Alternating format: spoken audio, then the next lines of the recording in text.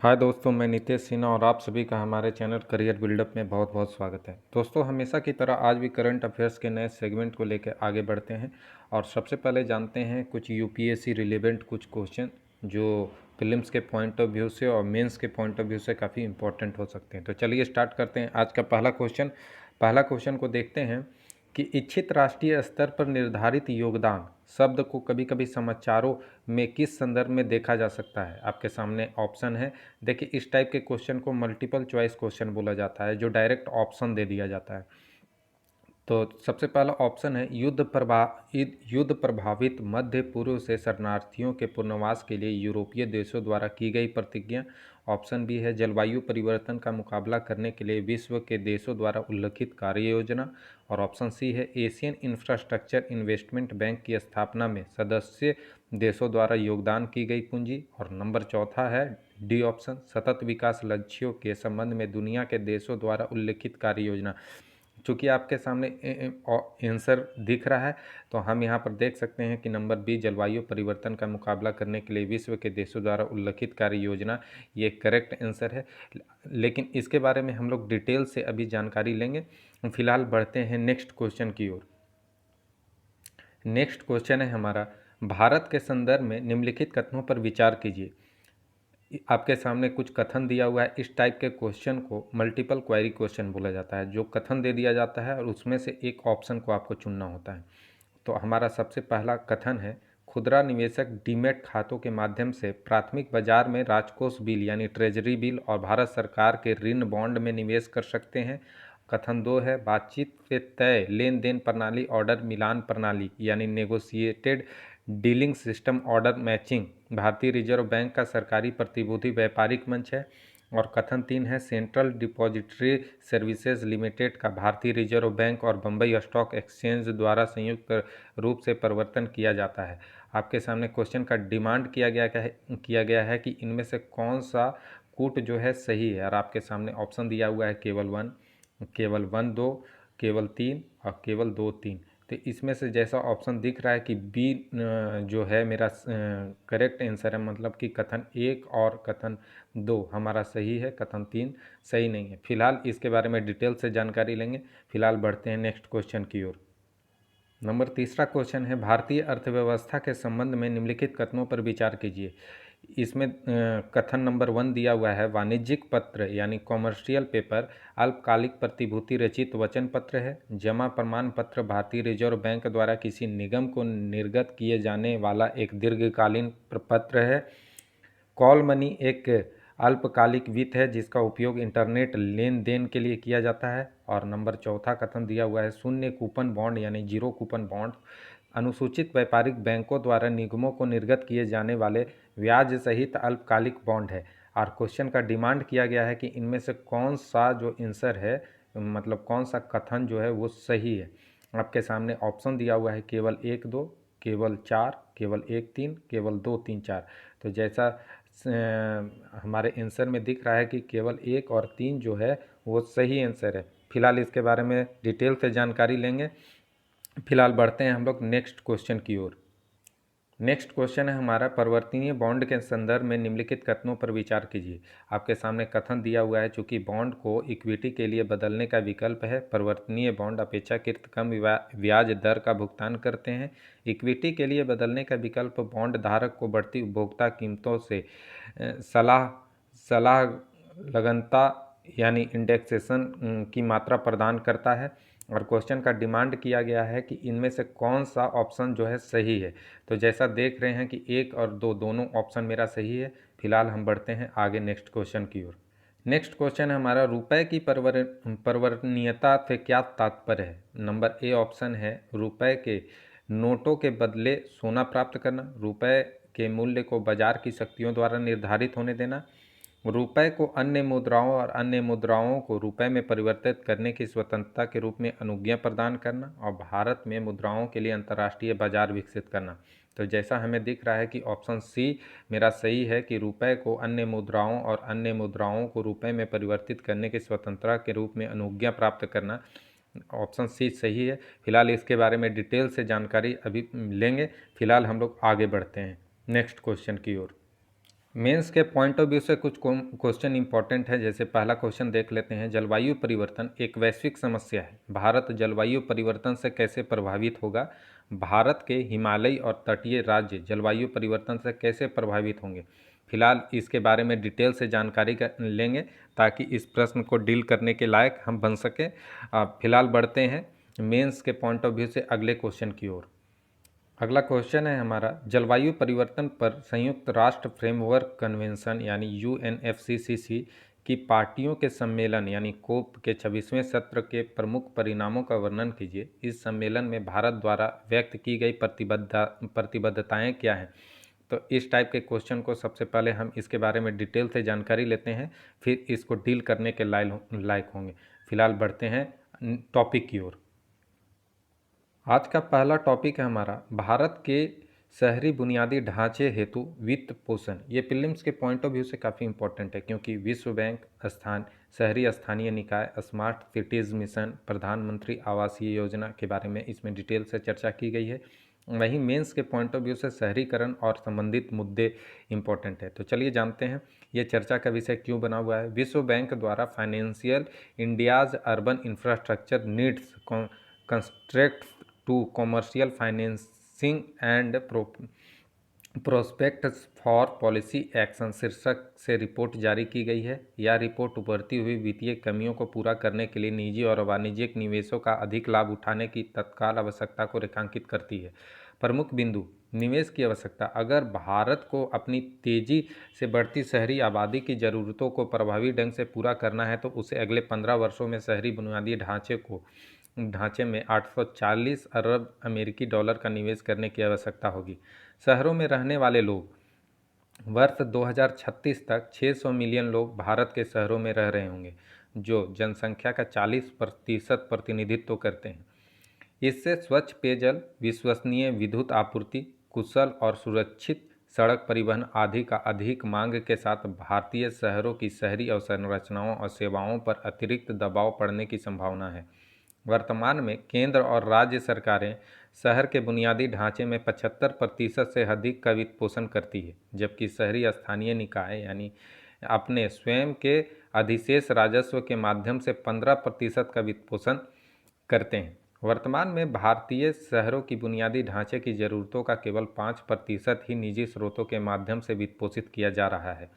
केंद्र के प्रमुख शहरी मिशनों का धीमा कार्यान्वयन, उदाहरण के लिए स्मार्ट सिटीज़ मिशन और प्रधानमंत्री आवास योजना जैसे केंद्र के कई प्रमुख शहरी मिशनों पर राज्यों और शहरी स्थानीय निकायों द्वारा धीमा कार्यान्वयन प्रदर्शन भी चिंता का विषय है, क्योंकि इससे शहरी स्तर पर कार्यान्वयन क्षमता बाधित होती है। ULB यानी अर्बन लोकल बॉडी ने अब तक पूरे भारत में पिछले 6 वित्तीय वर्षों में SCM यानी कायाकल्प और शहरी परिवर्तन के लिए अटल मिशन यानी अमृत के तहत अनुमोदित परियोजनाओं के संचयी लागत या परिव्यय का लगभग 5वां हिस्सा ही निष्पादित किया है। शहरी अवसंरचना हेतु PPP अंतरण, भारत में शहरी बुनियादी ढांचे के लिए सार्वजनिक निजी भागीदारी यानी PPP पब्लिक प्राइवेट पार्टनरशिप अंतरण ने पिछले दशक में मौद्रिक मूल्य और अंतरण की मात्रा दोनों में एक उल्लेखनीय गिरावट दर्ज की है। वर्ष 2000 से शहरी क्षेत्र में 124 PPP परियोजनाओं को कुल 5.5 बिलियन अमेरिकी डॉलर का वित्त पोषण किया गया। हालांकि PPP परियोजना वित्त पोषण में वर्ष 2007 और 2012 के बीच संक्षिप्त लेकिन पर्याप्त वृद्धि के बाद काफ़ी गिरावट आई है। जब इसमें से अधिकांश परियोजनाओं को सम्मानित किया गया था, वर्ष 2000 के बाद से प्रदान किए गए सभी PPP निवेशों में केवल 1/3 निवेश पिछले दशक में हुआ, जिसमें 17 बिलियन अमेरिकी डॉलर की 55 परियोजनाएं शामिल हैं। सुझाव, यह सुझाव दिया गया कि शहरी एजेंसियों को बड़े पैमाने पर बुनियादी ढांचा परियोजनाओं को पूरा करने के लिए और अधिक अधिकार प्रदान किए जाएंगे। पिछले 3 वित्तीय वर्षों में 10 सबसे बड़े ULB यानी अर्बन लोकल बॉडीज़ के पूंजीगत बजट का केवल 2/3 खर्च किया जा सका है। यह रिपोर्ट मध्यम अवधि के लिए कई संरचनात्मक परिवर्तनों की सिफारिश करती है, जिसमें राजकोषीय हस्तांतरण प्रणाली और कराधान नीति शामिल है। यह शहरों को अधिक निजी वित्त पोषण का लाभ उठाने में मदद कर सकती है। इसने शहरों के लिए फार्मूला आधारित तथा बिना शर्त वित्त अंतरण के साथ साथ शहरी एजेंसी के अधिशेष के प्रगतिशील विस्तार का सुझाव दिया है। शहरीकरण परिचय। जनसंख्या का ग्रामीण से शहरी क्षेत्रों में स्थानांतरण ग्रामीण क्षेत्रों में रहने वाले लोगों की संख्या में तदनुरूप गिरावट और जिस प्रकार से समाज इस परिवर्तन के अनुरूप स्वयं को ढालता है, समग्र रूप से इसे शहरीकरण कहा जाता है। शहरीकरण के कारण क्या है? प्राकृतिक रूप से जनसंख्या वृद्धि। यह स्थिति तब उत्पन्न होती है जब मृत्यु दर की तुलना में जन्म दर अधिक होती है। ग्रामीण से शहरी प्रवास या ऐसे कारकों जो लोगों को शहरी क्षेत्रों में आकर्षित करते हैं और ऐसे कारणों जो लोगों को ग्रामीण क्षेत्रों से दूर भगाते हैं से प्रेरित है। रोजगार के अवसर, शैक्षणिक संस्थान और शहरी जीवन शैली मुख्य आकर्षण के कारक हैं। साथ ही रहने की खराब स्थिति, शैक्षिक और आर्थिक अवसरों की कमी तथा खराब स्वास्थ्य देखभाल सुविधाएं मुख्य कारक हैं। वैश्विक शहरीकरण। सबसे अधिक शहरीकृत क्षेत्र में उत्तरी अमेरिका 2022 तक शहरी क्षेत्र में 83% आबादी, लैटिन अमेरिका और कैरेबियन 81%, यूरोप 75% तथा ओशिनिया 67% शामिल है। एशिया में शहरीकरण का स्तर लगभग 52% है। अफ्रीका का परिवेश अधिकांशतः ग्रामीण है। इसकी 44% आबादी शहरी क्षेत्रों में रहती है। संबंधित पहल। शहरीकरण के लिए भारत की पहल। शहरी विकास से संबंधित योजनाएं या कार्यक्रम। पहला, स्मार्ट शहर, अमृत मिशन, स्वच्छ मिशन शहरी, हृदय योजना, प्रधानमंत्री आवास योजना शहरी, असलम वासियों या शहरी गरीब के लिए सरकार की पहल, प्रधानमंत्री गरीब कल्याण योजना, आत्मनिर्भर भारत अभियान या आत्मनिर्भर भारत। देखिए, सबसे पहला क्वेश्चन है मेंस के पॉइंट ऑफ व्यू से कि भारत में शहरीकरण की तीव्र प्रक्रिया से उत्पन्न विभिन्न सामाजिक समस्याओं पर चर्चा कीजिए। और दूसरा है भारत में शहरी जीवन की गुणवत्ता की संक्षिप्त पृष्ठभूमि के साथ स्मार्ट सिटी कार्यक्रम के उद्देश्यों और रणनीति को पेश कीजिए। तो इस क्वेश्चन को बनाने का प्रयास करें और अगर किसी तरह का परेशानी होता है तो कमेंट करके हमें ज़रूर बताएं, हम इसे डील करने का कोशिश करेंगे। अगला क्वेश्चन की ओर बढ़ते हैं। भारत की शुद्ध शून्य उत्सर्जन रणनीति। ये प्रीलिम्स के पॉइंट ऑफ व्यू से काफ़ी इंपॉर्टेंट है, मेंस के भी पॉइंट ऑफ व्यू से काफ़ी इंपॉर्टेंट है। प्रीलिम्स के पॉइंट ऑफ व्यू से देखा जाए तो पेरिस समझौता, जलवायु परिवर्तन पर संयुक्त राष्ट्र सम्मेलन COP27, राष्ट्रीय स्तर पर निर्धारित योगदान NDC, शुद्ध शून्य इथेनॉल सम्मिश्रण, हाइड्रोजन ईंधन प्रदर्शन, उपलब्धि और व्यापार योजना, राष्ट्रीय हाइड्रोजन मिशन और जैव ईंधन। ये प्रीलिम्स के पॉइंट ऑफ व्यू से काफ़ी इंपॉर्टेंट है। वहीं मेंस के पॉइंट ऑफ व्यू से पेरिस जलवायु समझौते और इसके प्रभाव के बारे में जानना है। ये चर्चा का विषय क्यों बना हुआ है? शर्म अल शेख, मिस्र में पार्टियों के वर्तमान 27वें सम्मेलन यानी COP27 में भारत ने हाल ही में जलवायु परिवर्तन पर संयुक्त राष्ट्र फ्रेमवर्क कन्वेंशन यानी UNFCCC के लिए अपनी दीर्घकालिक कम उत्सर्जन विकास रणनीति प्रस्तुत की है। ये काफ़ी अच्छा है। दीर्घकालीन कम उत्सर्जन विकास रणनीति है क्या? यह LT लीड्स रणनीति प्राकृतिक में गुणात्मक है और 2015 के पेरिस समझौते द्वारा इसे अनिवार्य कर दिया गया है। पेरिस समझौते के अनुसार राष्ट्रों को यह स्पष्ट करना चाहिए कि केवल अल्पकालिक राष्ट्रीय स्तर पर निर्धारित योगदान यानी NDC के लक्ष्य को प्राप्त करने के अलावा वे अपनी अर्थव्यवस्थाओं को किस प्रकार बदलेंगे ताकि वे वर्ष 2030 तक उत्सर्जन में 45% की कटौती के बड़े जलवायु उद्देश्य की दिशा में काम कर सकें और वर्ष 2050 के आसपास शुद्ध शून्य तक पहुंच सकें। यह रणनीति 4 प्रमुख विचारों पर आधारित है जो भारत की दीर्घकालिक निम्न कार्बन विकास रणनीति का आधार है। भारत का ग्लोबल वार्मिंग में बहुत बड़ा योगदान है। विश्व की आबादी का 17% हिस्सा होने के बावजूद संचयी वैश्विक ग्रीन हाउस गैस के उत्सर्जन में ऐतिहासिक रूप से भी इसका योगदान बहुत कम रहा है। भारत को विकास के लिए काफ़ी मात्रा में ऊर्जा की आवश्यकता होती है। भारत अपने विकास हेतु निम्न कार्बन रणनीतियों को आगे बढ़ाने के लिए प्रतिबद्ध है और राष्ट्रीय परिस्थितियों के अनुसार सक्रिय रूप से उसका अनुसरण कर रहा है। भारत को जलवायु अनुकूल प्रणाली को अपनाने की आवश्यकता है। LT लीड्स भी LIFE पर्यावरण के लिए जीवन शैली दृष्टिकोण से प्रभावित है। लाइफ या लीफ का विचार पर्यावरण के प्रति जागरूक जीवन शैली को बढ़ावा देता है, जो विवेकहीन और व्यर्थ खपत के बजाय सावधानी के साथ एक सुविचारित उपयोग पर केंद्रित है। L T L T L E D LTLEDs की विशेषताएं या रणनीतिक ऊर्जा सुरक्षा के संबंध में राष्ट्रीय संसाधनों के तर्कसंगत उपयोग पर ध्यान केंद्रित करेगी। इसमें जीवाश्म ईंधनों का संक्रमण एक न्यायसंगत, सुचारू, टिकाऊ और सर्वसमावेशी तरीकों से किया जाएगा। यह रणनीति जैव ईंधन के बढ़ते उपयोग को बढ़ावा देगी, विशेष रूप से पेट्रोल में इथेनॉल मिश्रण, इलेक्ट्रिक वाहन प्रवेश बढ़ाने के लिए अभियान और हरित हाइड्रोजन ईंधन के बढ़ते उपयोग में परिवहन क्षेत्र में कम कार्बन उत्सर्जन होने की उम्मीद है। भारत इलेक्ट्रिक वाहनों के अधिकतम उपयोग, इथेनॉल सम्मिश्रण को वर्ष 2025 तक 20% तक पहुंचाने और यात्री व माल ढुलाई के लिए सार्वजनिक परिवहन मॉडल में एक मजबूत बदलाव की इच्छा रखता है। निम्न आधार: टिकाऊ भविष्य और जलवायु अनुकूल शहरी विकास, स्मार्ट सिटी पहल को ऊर्जा और संसाधन दक्षता बढ़ाने के लिए शहरों की एकीकृत योजना, प्रभावी ग्रीन बिल्डिंग कोड तथा अभिनव ठोस एवं तरल अपशिष्ट प्रबंधन में तेजी से विकास से प्रेरित होगी। औद्योगिक क्षेत्र का विकास आत्मनिर्भर भारत और मेक इन इंडिया के परिप्रेक्ष्य में जारी रहेगा। भारत प्रदर्शन, उपलब्धि और व्यापार यानी PAT योजना, राष्ट्रीय हाइड्रोजन मिशन, विद्युतीकरण बढ़ाने, सामग्री दक्षता बढ़ाने और रिसाइक्लिंग एवं उत्सर्जनों को कम करने के तरीकों से ऊर्जा दक्षता में सुधार पर भी ध्यान केंद्रित करेगा।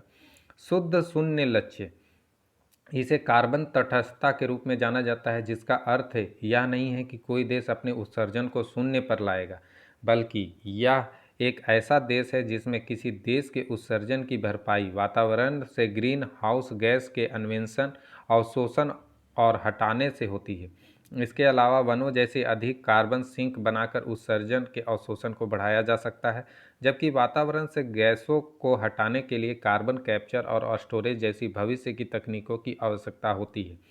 70 से अधिक देशों ने सदी के मध्य यानी वर्ष 2050 तक शून्य बनाने का दावा किया है। भारत ने COP26 शिखर सम्मेलन में वर्ष 2070 तक अपने उत्सर्जन को शुद्ध शून्य करने का वादा किया है। देखिए क्वेश्चन की ओर, जैसा पहले ही पूछा जा चुका है कि इच्छित राष्ट्रीय स्तर पर निर्धारित योगदान शब्द को कभी कभी समाचारों के किस संदर्भ में देखा जा सकता है। तो यहाँ पर ऑप्शन आपके सामने दिया हुआ था। युद्ध प्रभावित मध्य पूर्व शरणार्थियों के पुनर्वास के लिए यूरोपीय देशों द्वारा की गई प्रतिज्ञा, जलवायु परिवर्तन का मुकाबला करने के लिए विश्व के देशों द्वारा उल्लिखित कार्य योजना, एशियन इंफ्रास्ट्रक्चर इन्वेस्टमेंट बैंक की स्थापना में सदस्य देशों द्वारा योगदान की गई पूंजी, सतत विकास लक्ष्यों के संबंध में दुनिया के देशों द्वारा उल्लिखित योजना। तो यहाँ पर ऑप्शन बी जो है, जलवायु परिवर्तन का मुकाबला करने के लिए विश्व के देशों द्वारा उल्लिखित कार्य योजना, ये ऑप्शन सही है। आइए इसकी व्याख्या के बारे में थोड़ा सा देख लेते हैं डिटेल से। इच्छित राष्ट्रीय स्तर पर निर्धारित योगदान यानी UNFCCC के तहत पेरिस समझौते पर हस्ताक्षर करने वाले सभी देशों में ग्रीन हाउस गैस उत्सर्जन में कमी लाने के लिए व्यक्त की गई प्रतिबद्धता को बताता है। COP21 में दुनिया भर के देशों ने सार्वजनिक रूप से उन कार्रवाइयों की रूपरेखा तैयार की जिन्हें वे अंतर्राष्ट्रीय समझौते के अंतर्गत क्रियान्वित करना चाहते थे। राष्ट्रीय स्तर पर निर्धारित योगदान पेरिस समझौते के दीर्घकालिक लक्ष्य को प्राप्त करने की दिशा में अग्रसर है, जो वैश्विक औसत तापमान में वृद्धि को 2 डिग्री सेल्सियस से नीचे रखने के लिए तापमान वृद्धि को 1.5 डिग्री सेल्सियस तक सीमित करने के प्रयासों को बढ़ावा देता है और इस शताब्दी के उत्तरार्ध में नेट जीरो उत्सर्जन लक्ष्य को प्राप्त करने का प्रयास करता है। इसलिए जो कथन बी है वो सही है।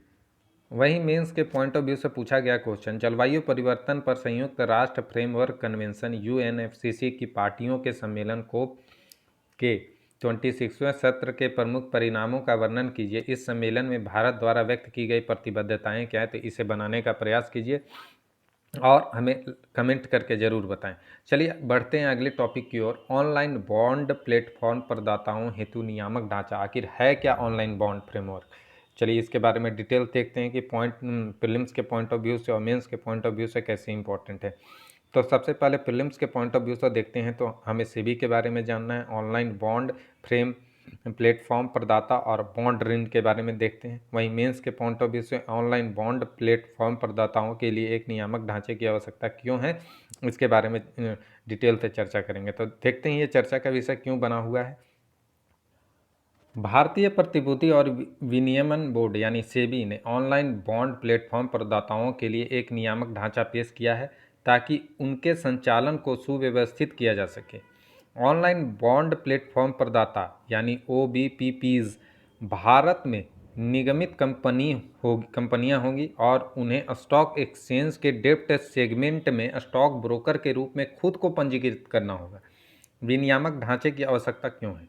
नए नियम, स्टॉक एक्सचेंज के डेप्ट सेगमेंट में स्टॉक ब्रोकर के रूप में पंजीकरण करने के बाद एक इकाई को OBPP के रूप में कार्य करने के लिए एक्सचेंज में आवेदन करना होगा।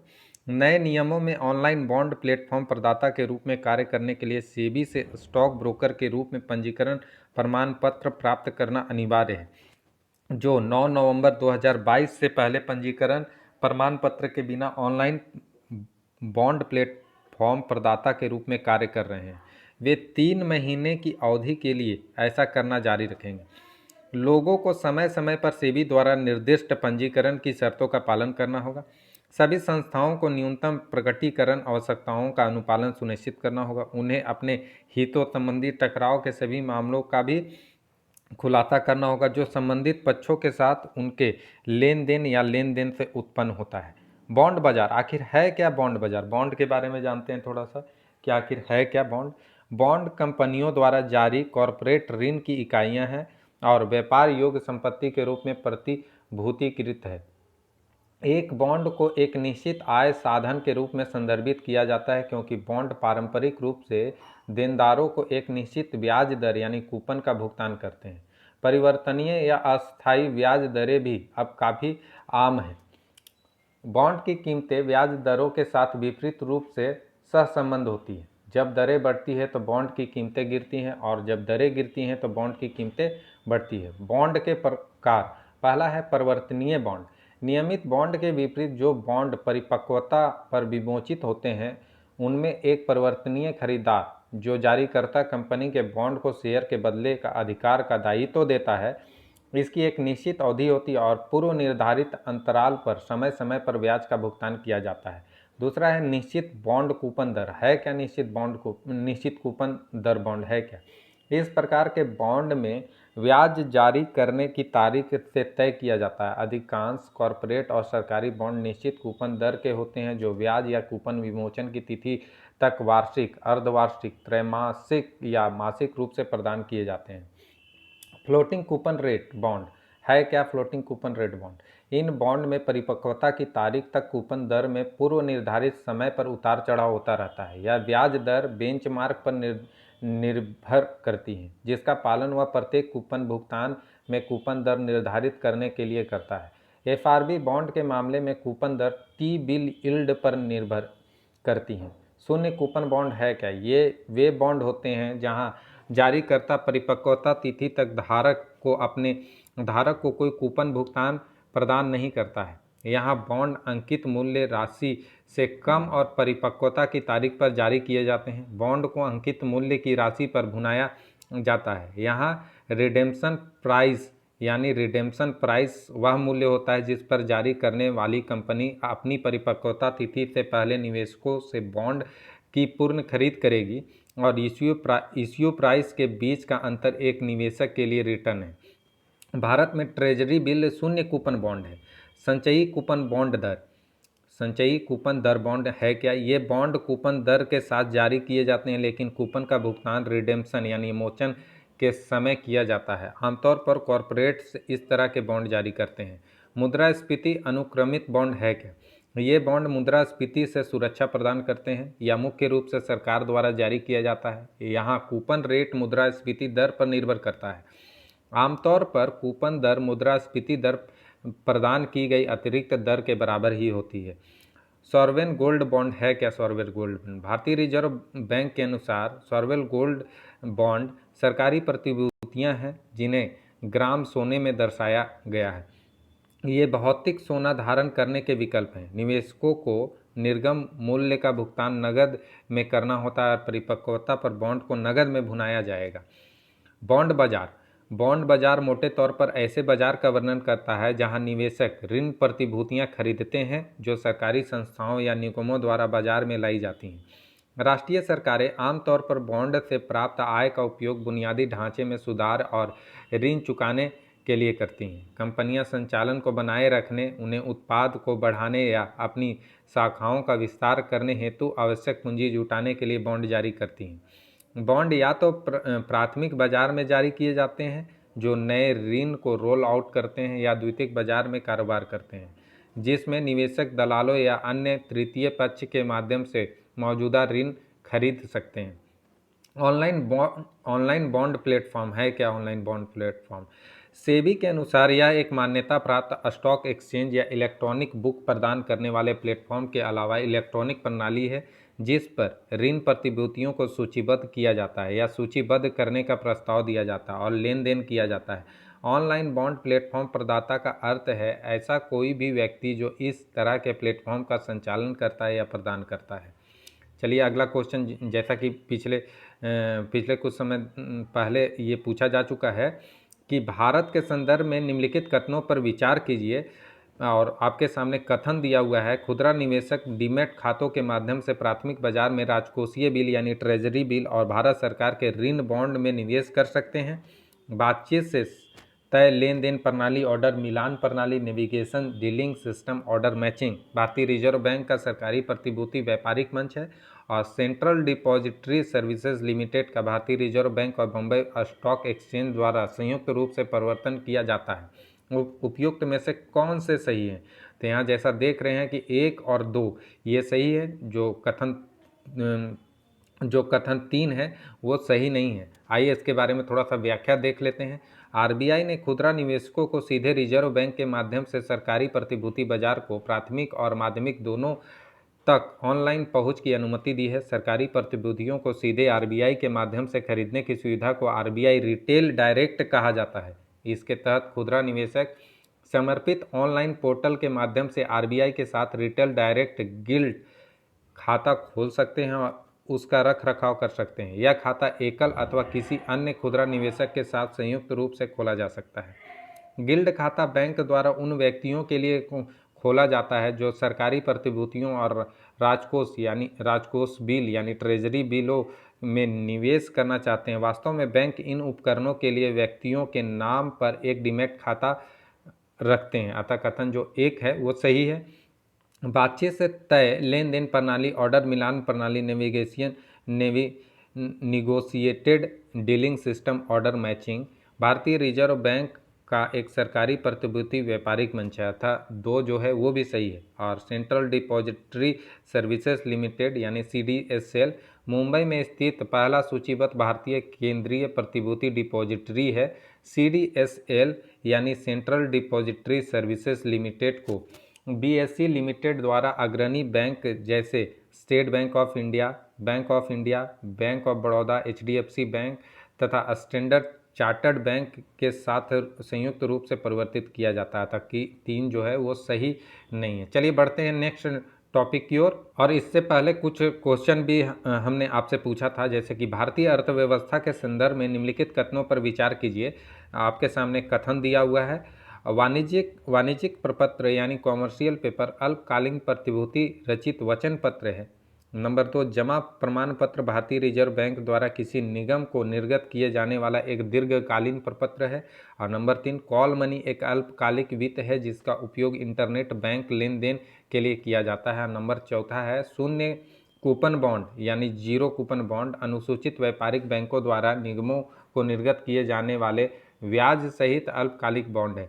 उपयुक्त में से कौन सा सही है? तो जैसा पहले बता चुका हूं कि ऑप्शन 1 और 3 सही है। चलिए इसके व्याख्या के बारे में थोड़ा सा देख लेते हैं। 1 और 3 सही है। चलिए अगले क्वेश्चन की ओर बढ़ते हैं। परिवर्तनीय बॉन्ड के संदर्भ में निम्नलिखित कथनों पर विचार कीजिए। आखिर हैं क्या परिवर्तनीय बॉन्ड? तो यहाँ पर दिया हुआ है, चूंकि बॉन्ड को इक्विटी के लिए बदलने का विकल्प है, परिवर्तनीय बॉन्ड अपेक्षाकृत कम ब्याज दर पर भुगतान करते हैं। और दूसरा कथन है, इक्विटी के लिए बदलने का विकल्प बॉन्ड धारक को बढ़ती उपभोक्ता कीमतों से सहलगनता यानी इंडेक्सेशन की मात्रा प्रदान करता है। यानी उपयुक्त कथन में से जो दोनों कथन है वो सही है। चलिए बढ़ते हैं नेक्स्ट टॉपिक की ओर। भारत में रूसी बैंकों के बेस्ट्रो खाते, आखिर बेस्ट्रो खाते होते क्या हैं, देखते हैं, इसके बारे में डिटेल से चर्चा करते हैं। फिल्म्स के पॉइंट ऑफ व्यू से, मेंस के पॉइंट ऑफ व्यू से ये काफ़ी इंपॉर्टेंट है। फिल्म्स के पॉइंट ऑफ व्यू से अगर बात की जाए तो विदेशी व्यापार, मुद्रा मूल्य ह्रास और मूल्य वृद्धि, वैश्विक प्रतिबंध और भुगतान संतुलन काफ़ी इंपॉर्टेंट है। वहीं मेंस के पॉइंट ऑफ व्यू से भारत की अर्थव्यवस्था पर वैश्विक प्रतिबंधों का प्रभाव, रुपए में व्यापार करने के लाभ और चुनौतियां, अर्थव्यवस्था में सरकार का हस्तक्षेप। ये चर्चा का विषय क्यों बना हुआ है? भारतीय रिजर्व बैंक ने भारत और रूस के बीच व्यापार हेतु रुपए के भुगतान करने के लिए दो भारतीय बैंकों यूको बैंक और इंडसइंड बैंक में 9 विशेष बेस्ट्रो खाते खोलने की अनुमति दी है। रूस के दो सबसे बड़े बैंक सवेर बैंक और वीटीबी बैंक ऐसे पहले विदेशी ऋणदाता हैं जिन्हें भारतीय रिजर्व बैंक द्वारा रुपए में अंतर्राष्ट्रीय व्यापारिक लेन देन करने की मंजूरी मिली है। बेस्ट्रो खाता नोस्ट्रो खाता का एक अन्य नाम है। यह एक बैंक द्वारा नियोजित खाता है जो ग्राहकों को दूसरे बैंक की ओर से पैसा जमा करने की सुविधा प्रदान करता है। पृष्ठभूमि है क्या? जुलाई 2022 में आरबीआई ने वैश्विक व्यापार को बढ़ावा देने के लिए रुपए में अंतर्राष्ट्रीय लेन देन के लिए एक क्रियाविधि का अनावरण किया था, जिसमें भारत द्वारा निर्यात पर जोर दिया गया था। साथ ही रुपए को अंतर्राष्ट्रीय मुद्रा के रूप में पहचान दिलाने के लिए किया गया था। इसके माध्यम से रूस जैसे प्रतिबंध प्रभावित देश के साथ व्यापार को सक्षम करने की भी आशा है। भारतीय रिजर्व बैंक द्वारा तय क्रियाविधि के अनुसार भागीदार देशों के बैंक विशेष रुपया बेस्ट्रो खाता खोलने के लिए भारत में अधिकृत बैंकों को संपर्क कर सकते हैं। तब अधिकृत बैंक को ऐसी व्यवस्था के विवरण के साथ केंद्रीय बैंक से अनुमोदन लेना होगा। नोस्ट्रो खाता के बारे में जानते हैं। आखिर नोस्ट्रो खाता है क्या? नोस्ट्रो खाता का तात्पर्य एक बैंक द्वारा दूसरे बैंक में खोले गए खाता से है। इससे ग्राहकों को किसी दूसरे बैंक के खातों में पैसा जमा करने की सुविधा मिलती है। इसका उपयोग अक्सर तब किया जाता है जब किसी बैंक की विदेश में कोई शाखा नहीं होती है। नोस्ट्रो एक लैटिन शब्द है जिसका अर्थ है हमारा यानी आवर होता है। मान लीजिए कि बैंक ए की रूस में कोई शाखा नहीं है, लेकिन बैंक बी की शाखा रूस में है। रूस में अपनी जमा राशि प्राप्त करने के लिए बैंक ए बैंक बी में नोस्ट्रो खाता खोलेगा। अब यदि रूस में कोई ग्राहक ए को पैसा भेजना चाहता है तो इसे बी बैंक में खुले ए खाते में जमा कर सकता है। बी बैंक इस पैसे को ए खाते में स्थानांतरित कर देगा। जमा खाते और नोस्ट्रो खाते के बीच मुख्य अंतर यह होता है कि जमा खाते व्यक्तिगत जमाकर्ताओं के पास होती है, जबकि विदेशी संस्थान के पास नोस्ट्रो खाता होता है। अब बेस्ट्रो खाता के बारे में थोड़ा जानते हैं। आखिर बेस्ट्रो खाता है क्या? इस शब्द का लैटिन भाषा में अर्थ तुम्हारा होता है।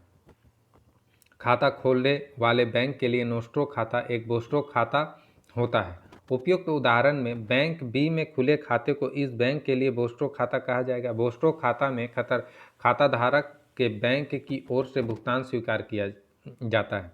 यदि कोई व्यक्ति बेस्ट्रो खाता में पैसा जमा करता है तो खाता धारक के बैंक में हस्तांतरण कर दिया जाएगा। नोस्ट्रो और बेस्ट्रो खाते विदेशी मूल्य वर्ग में खोले जाते हैं।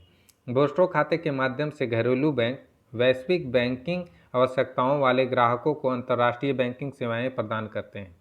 बेस्ट्रो खाते सेवाओं में वायर ट्रांसफ़र निष्पादित करना, विदेशी विनिमय करना, जमा और निकासी करना व अंतर्राष्ट्रीय व्यापार में तेजी लाना शामिल है। रुपया भुगतान तंत्र। आखिर रुपया भुगतान तंत्र है क्या? परिचय। भारत में अधिकृत डीलर बैंकों को रुपया बेस्ट्रो खाते खोलने की अनुमति दी गई है। एक खाता जो अधिकृत बैंक दूसरे बैंकों की ओर से रखता है। इस तंत्र के माध्यम से आयात करने वाले भारतीय आयातक भारतीय रुपए में भुगतान करेंगे।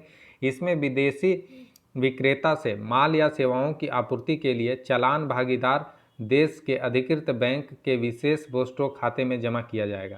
तंत्र का उपयोग करने वाले भारतीय निर्यातकों को भारतीय भागीदार देश के अधिकृत बैंकों के नामित विदेश बेस्ट्रो खाते में विशेष बोस्टो खाते में जमा शेष राशि से निर्यात का भुगतान भारतीय रुपया में किया जाएगा। भारतीय निर्यातक उपयुक्त रुपया भुगतान तंत्र के माध्यम से विदेशी आयातकों से भारतीय रुपये के निर्यात के लिए अग्रिम भुगतान प्राप्त कर सकते हैं। निर्यात के लिए अग्रिम भुगतान की ऐसी किसी भी प्राप्ति की अनुमति देने से पहले भारतीय बैंक को यह सुनिश्चित करने की आवश्यकता है कि इन खातों में उपलब्ध धनराशि का उपयोग पहले से ही निष्पादित निर्यात आदेश या पाइपलाइन में निर्यात भुगतान से उत्पन्न भुगतान दायित्वों के लिए किया जाता है। विशेष बोस्टो अकाउंट में शेष राशि का उपयोग निम्नलिखित के लिए किया जा सकता है: परियोजनाओं और निवेश के लिए भुगतान, निर्यात या आयात अग्रिम प्रवाह प्रबंधन, सरकारी प्रतिभूतियों में निवेश आदि। मौजूदा तंत्र: यदि कोई कंपनी निर्यात या आयात करती है तो लेन देन नेपाल और भूटान जैसे देश को छोड़कर हमेशा एक विदेशी मुद्रा में होता है। इसलिए आयात के मामलों में भारतीय कंपनी को विदेशी मुद्रा में भुगतान करना पड़ता है, मुख्य रूप से डॉलर में, और इसमें पाउंड, यूरो, येन आदि मुद्राएं में शामिल हो सकती है। निर्यात के मामलों में भारतीय कंपनी को विदेशी मुद्रा में भुगतान किया जाता है और कंपनी उस विदेशी मुद्रा को रुपए में परिवर्तित कर देती है, क्योंकि उसे ज़्यादातर मामलों में अपनी ज़रूरतों के लिए रुपए का आवश्यकता होती है। मौजूदा तंत्र के लाभ क्या हैं? विकास को बढ़ावा कैसे मिलेगा? यह वैश्विक व्यापार को बढ़ावा देगा और भारतीय रुपये के प्रति वैश्विक व्यापारिक समुदाय की बढ़ती रुचि का समर्थन करेगा। स्वीकृत देशों के साथ व्यापार: जब से रूस पर प्रतिबंध लगाए गए हैं, भुगतान की समस्या के कारण रूस के साथ व्यापार लगभग ठप है। आरबीआई द्वारा शुरू किए गए व्यापार सुविधा तंत्र के परिणाम स्वरूप रूस के साथ भुगतान संबंधी मुद्दों को हल करना आसान हो गया है। विदेशी मुद्रा में उतार चढ़ाव: इस कदम से विदेशी मुद्रा में उतार चढ़ाव का जोखिम भी कम होगा। विशेष रूप से यूरो रुपये सममूल्यता को देखते हुए रुपये की गिरावट पर नियंत्रण इस तंत्र का उपयोग रुपये में लगातार गिरावट के दौरान व्यापार प्रवाह हेतु रुपये में निपटान को बढ़ावा देकर विदेशी मुद्रा की मांग को कम करना है। चलिए, जैसा पहले इस क्वेश्चन को मैं पूछ चुका हूं कि रुपए की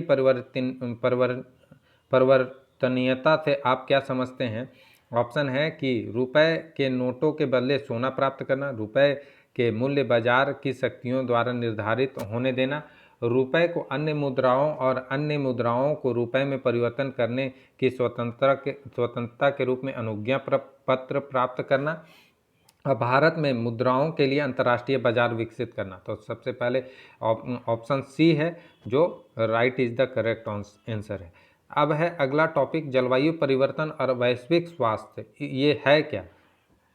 ये प्रीलिम्स के पॉइंट ऑफ व्यू से, मेंस के पॉइंट ऑफ व्यू से भी काफ़ी इंपॉर्टेंट है। सबसे पहले देख लेते हैं प्रीलिम्स के पॉइंट ऑफ व्यू से कैसे इंपॉर्टेंट है और क्या इसमें जानने योग्य है।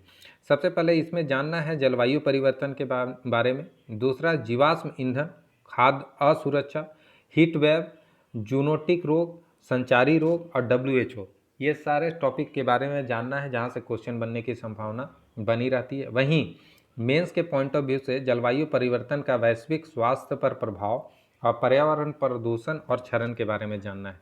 ये आखिर जलवायु परिवर्तन और वैश्विक स्वास्थ्य ये चर्चा का विषय क्यों बना हुआ है, चलिए देखते हैं।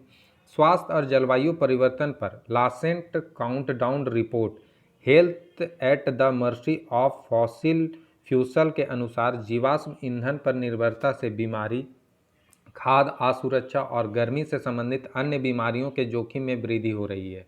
रिपोर्ट के निष्कर्ष क्या है? स्वास्थ्य पर प्रभाव: जलवायु परिवर्तन स्वास्थ्य के सामाजिक और पर्यावरणीय निर्धारकों को प्रभावित करता है। स्वच्छ हवा, सुरक्षित पेयजल, पर्याप्त भोजन और सुरक्षित आश्रय। हीट वेव से प्रभावित जनसंख्या: तेजी से बढ़ते तापमान ने लोगों, विशेष रूप से कमजोर वर्ग, 65 वर्ष से अधिक उम्र और एक वर्ष से कम उम्र को अधिक प्रभावित किया है, जिससे वर्ष 1986 से 2005 की तुलना में वर्ष 2021 में 3.7 बिलियन से अधिक लोग हीट वेव से प्रभावित हुए हैं। संक्रामक रोग: बदलती जलवायु संक्रामक रोग के प्रसार को प्रभावित कर रही है, जिससे उभरती बीमारियों और सह महामारी का खतरा बढ़ रहा है। उदाहरण के लिए यह रिकॉर्ड करता है कि तटीय जल विब्रियो रोगजनकों के संचरण के लिए अधिक अनुकूल हो रहा है। मलेरिया संचरण के लिए उपयुक्त महीनों की संख्या अमेरिका और अफ्रीका के हाईलैंड क्षेत्र में बढ़ी है। विश्व स्वास्थ्य संगठन यानी WHO ने भविष्यवाणी की है कि 2030 और 2050 के बीच जलवायु परिवर्तन से कुपोषण, मलेरिया, दस्त और गर्मी के कारण प्रतिवर्ष लगभग 2,50,000 अतिरिक्त मौतें होने की आशंका है। खाद्य सुरक्षा। जलवायु परिवर्तन से खाद्य सुरक्षा का हर आयाम प्रभावित हो रहा है। उच्च तापमान सीधे फसल की पैदावार को खतरे में डालता है। कई बार फसलों को विकसित करने के लिए मौसम कम पड़ जाते हैं। चरम मौसम की घटनाएं आपूर्ति श्रृंखलाओं को बाधित करती है, जिससे खाद्य की उपलब्धता, पहुंच, स्थिरता और उपयोग में कमी आ जाती है। कोविड-19 महामारी के दौरान अल्पपोषण की व्यापकता में वृद्धि हुई और वर्ष 2019 की तुलना वर्ष में 2020 में 161 मिलियन से अधिक लोगों को भूख का सामना करना पड़ा। यह स्थिति अब यूक्रेन पर रूस के आक्रमण के कारण और भी गंभीर हो गई है। जीवाश्म ईंधन। रूस यूक्रेन युद्ध ने कई देशों को रूसी तेल और गैस के विकल्प ईंधन की खोज करने या अपनाने के लिए प्रेरित किया है तथा उनमें से कुछ अभी भी पारंपरिक तापीय ऊर्जा को ही अपना रहे हैं। कोयले का नए सिरे से उपयोग वायु की गुणवत्ता में परिवर्तन कर सकता है, साथ ही जलवायु परिवर्तन को तेज कर सकता है, जो मानव अस्तित्व को खतरे में डालता है, भले ही यह एक अस्थायी परिवर्तन हो। सुझाव। स्वास्थ्य केंद्रित प्रतिक्रिया। सह मौजूदा जलवायु ऊर्जा के लिए एक स्वस्थ केंद्रित प्रतिक्रिया और स्वस्थ निम्न कार्बन युक्त भविष्य देने का अवसर प्रदान करता है। वायु गुणवत्ता में सुधार से जीवाश्म ईंधन से उत्पन्न PM 2.5 के संपर्क में आने से होने वाली मौतों को रोकने में मदद मिलेगी और कम कार्बन तनाव तथा शहरी क्षेत्रों में वृद्धि के परिणाम स्वरूप शारीरिक गतिविधि को बढ़ावा मिलेगा, जिसका शारीरिक और मानसिक स्वास्थ्य पर अच्छा प्रभाव पड़ेगा। संतुलन और अधिक पादप आधारित आहारों की ओर संक्रमण। संतुलन और अधिक पादप आधारित आहारों की ओर त्वरित संक्रमण से मांस तथा दूध उत्पादन को कम करने में मदद करेगा, साथ ही आहार से संबंधित मौतों को रोकने के अलावा जूनोटिक रोग के जोखिम को भी काफ़ी हद तक कम करेगा। इस प्रकार के स्वास्थ्य केंद्रित बदलाव संचारी और गैर संचारी रोग के बोझ में कमी लाएंगे। स्वास्थ्य देखभाल प्रदाताओं के तनाव को कम करेंगे, जिससे अधिक मजबूत स्वास्थ्य प्रणालियों का निर्माण किया जा सकेगा। वैश्विक समन्वय। सरकारों, समुदायों, नागरिक समाज, व्यवसायों और सार्वजनिक स्वास्थ्य कार्यकर्ताओं के बीच वैश्विक समन्वय, वित्त पोषण, पारदर्शिता तथा सहयोग की आवश्यकता है, ताकि उन कमजोरियों को दूर किया जा सके जिनसे विश्व में स्वास्थ्य संबंधी समस्याएं उत्पन्न होती है। आज का अगला क्वेश्चन है, जलवायु परिवर्तन एक वैश्विक समस्या है, भारत जलवायु परिवर्तन से कैसे प्रभावित होगा? भारत के हिमालयी और तटीय राज्य जलवायु परिवर्तन से कैसे प्रभावित होंगे? तो इस क्वेश्चन को बनाने का कोशिश कीजिए और कमेंट करके हमें ज़रूर बताइए। अगला हमारा टॉपिक है धर्मांतरण। ये काफ़ी चर्चा में बना हुआ है धर्मांतरण का मुद्दा और ज़ोर शोर से पकड़ रहा है। देखते हैं आखिर है क्या इस टॉपिक में। ये प्रीलिम्स के पॉइंट ऑफ व्यू से, मेंस के पॉइंट ऑफ व्यू से क्यों इम्पोर्टेंट है। सबसे पहले देखते हैं प्रीलिम्स के पॉइंट ऑफ व्यू से। धर्मांतरण विरोधी कानून पारित करने वाले राज्य धर्म की स्वतंत्रता पर संवैधानिक प्रावधान, संविधान का अनुच्छेद 21 और संविधान के अनुच्छेद 14, 21 और 25। मेंस के पॉइंट ऑफ व्यू से धर्मांतरण विरोधी कानून और संबंधित मुद्दे, संबंधित सर्वोच्च न्यायालय के फैसले। ये चर्चा का विषय आखिर धर्मांतरण क्यों बना हुआ है। हाल ही में सर्वोच्च न्यायालय ने केंद्र से जबरन धर्मांतरण के मुद्दे से निपटने के लिए गंभीरतापूर्वक कदम उठाने को कहा है। याचिका और न्यायालय का फैसला। इस याचिका में एक स्पष्टीकरण की मांग की गई थी कि धमकी देकर, धोखे से उपहार और मौद्रिक लाभों के माध्यम से धर्मांतरण संविधान के अनुच्छेद 14, 21, 25 का उल्लंघन माना जाना चाहिए। दलील में कहा गया कि वर्ष 1977 में रेव स्टेनिस्लॉस बनाम मध्य प्रदेश राज्य मामले में सर्वोच्च न्यायालय ने कहा था, यह ध्यान रखना होगा कि अनुच्छेद 25(1) प्रत्येक नागरिकों को अंतरात्मा की स्वतंत्रता की गारंटी देता है, ना कि केवल एक विशेष धर्म की अनुयायियों को, और बदले में यह माना जाता है कि किसी भी अन्य व्यक्ति को अपने धर्म में परिवर्तित करने का कोई मौलिक अधिकार नहीं है। सर्वोच्च न्यायालय ने याचिका पर सुनवाई करते हुए केंद्र और राज्यों को इस तरह के धर्मांतरण की जांच के लिए कड़े कदम उठाने के निर्देश देने को कहा। न्यायालय ने कहा कि जबरन धर्मांतरण बेहद खतरनाक है और इससे देश की सुरक्षा व धर्म एवं अंतरात्मा की स्वतंत्रता पर असर पड़ सकता है। ऐसा इसलिए है क्योंकि यदि कोई व्यक्ति जानबूझकर किसी अन्य व्यक्ति का धर्मांतरण करता है जो कि उसके धर्म के सिद्धांतों को प्रसारित करने के सिद्धांत के प्रतिकूल है, तो यह देश के नागरिकों को प्रदत्त अंतरात्मा की स्वतंत्रता के अधिकार को कमजोर करेगा। धर्मांतरण का तात्पर्य किसी दूसरे धर्म के बहिष्कार के क्रम में किसी विशेष धार्मिक संप्रदाय के विश्वासों को अपनाना है। इस प्रकार धर्मांतरण में किसी संप्रदाय को छोड़कर दूसरे के साथ जुड़ना शामिल होता है। उदाहरण के लिए ईसाई बैप्टिस्ट से मेथोडिस्ट या कैथोलिक में और मुस्लिम शिया से सुन्नी में। कुछ मामलों में धर्मांतरण धार्मिक पहचान के परिवर्तन और विशेष अनुष्ठानों के परिवर्तन का प्रतीक होता है। धर्मांतरण विरोधी कानूनों की आवश्यकता। धर्मांतरण कराने का अधिकार नहीं। संविधान प्रत्येक व्यक्ति को अपने धर्म को मानने, आचरण करने और प्रचार करने का मौलिक अधिकार प्रदान करता है। धर्मांतरण के तहत व्यक्ति किसी अन्य धर्म वाले को अपने धर्म में शामिल करने का प्रयास करता है।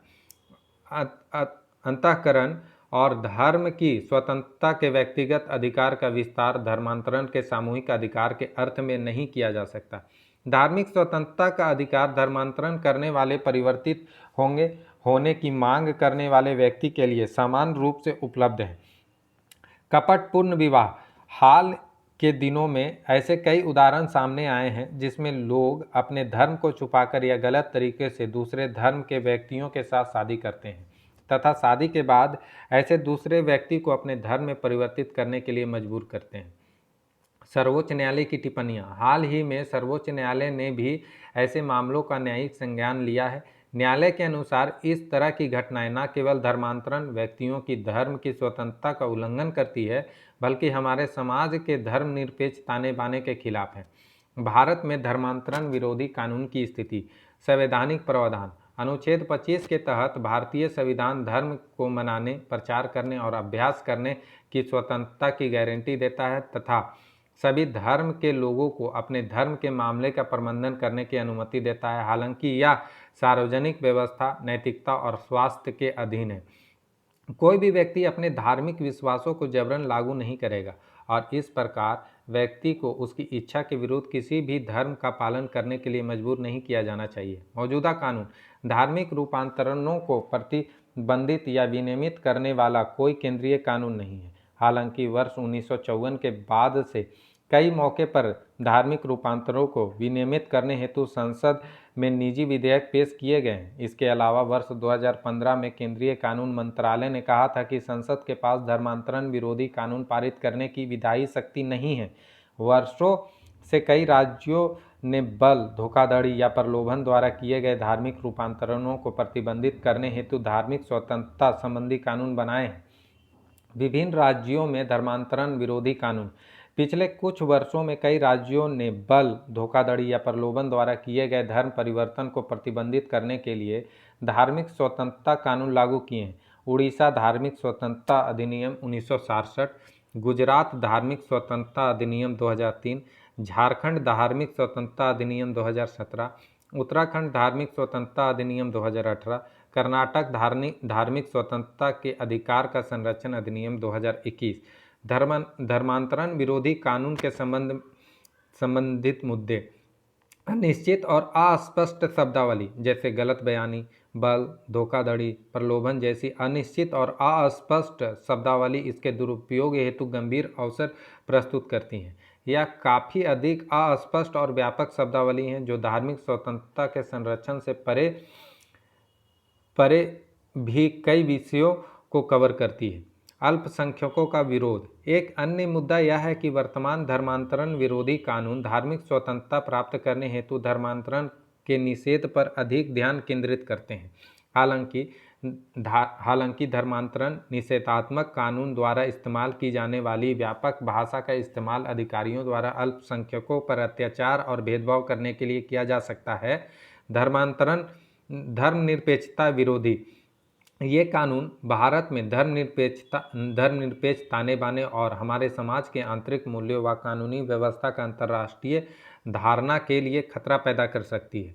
आगे की राह क्या होनी चाहिए? ऐसे कानूनों को लागू करने के लिए सरकार को यह सुनिश्चित करना आवश्यक है कि वे किसी व्यक्ति के मौलिक अधिकारों को सीमित न करते हों और न ही इसे राष्ट्रीय एकता को क्षति पहुंचाती हों।